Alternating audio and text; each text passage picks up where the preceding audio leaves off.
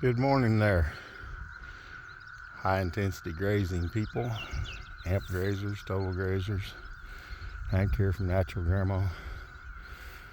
We were on this cell last night with about 150 animal units, 1,000-pound units, and they water out of a pond on this one, but we didn't quite wool it down or totally graze it, but this was 3 feet tall before it turned them in. But here's the proof in the pudding. The cow pie with the dimple inside that is just, it's got the little pond made just about perfect. And being this farm has been grazed for all this time right, we're gonna see the dung beetles and stuff back out here in a few days, and they'll be taking care of this. But you can tell you're grazing right by your cat patties. They'll be firm and have that little dimple in the bottom. So I'm gonna walk on over here and show you what it looked like before it was grazed last night. It was on here about 12 hours.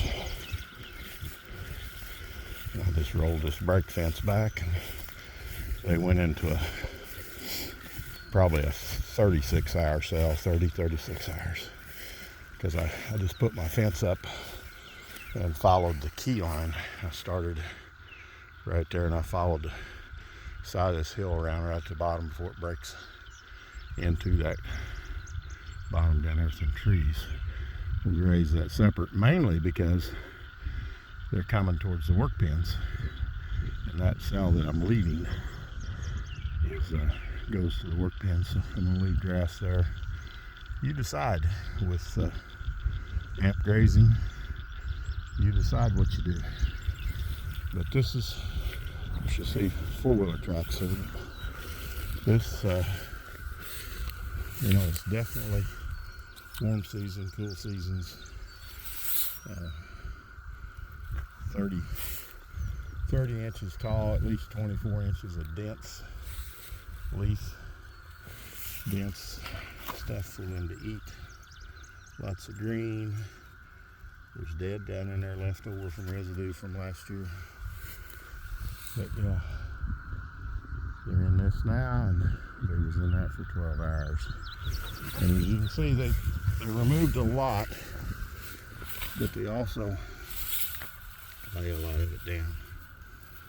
But there's the bite line. It's probably about 10 inches. They were biting that off. So. But you don't see bare ground. We don't have gapping holes. We have weeds and red clover down there that's ready to express itself and give us some forbs for that next graze in about 80 days when we come around again. So anyways, at Natural Grandma, we just hope you're having this great a day, and please check out the Roots So Deep. You can see the devil. Roots So Deep, you can see the devil. Get that app on your phone. Start watching. Prove the science to yourself, if you're not doing this, or if you're a consumer, that this is where your food wants to come from. This type of farming, this type of enterprise, where you can hear the birds singing, the frogs croaking. You don't hear fossil fuels being burned. Amp grazing, adaptive, multi-paddock grazing, ultra high density grazing, regenerative grazing. You pick the name of it, but we just do it because it's right at Natural Grandma. And look at there. They found the end and they're coming back. You notice it's about side heights on those cattle. So if your grass isn't that tall, you need to either get shorter cattle or learn how to grow taller forage. One or the other, because that's about what it ought to look like. Kind of like what it looked like when the buffalo were grazing across. Of course, I probably wouldn't be standing here if the buffalo were coming. Tatonka, they'd say. I learned that from Dances with Wolves. So, beautiful cows, beautiful grass, and beautiful birds singing. And that's where Grandma.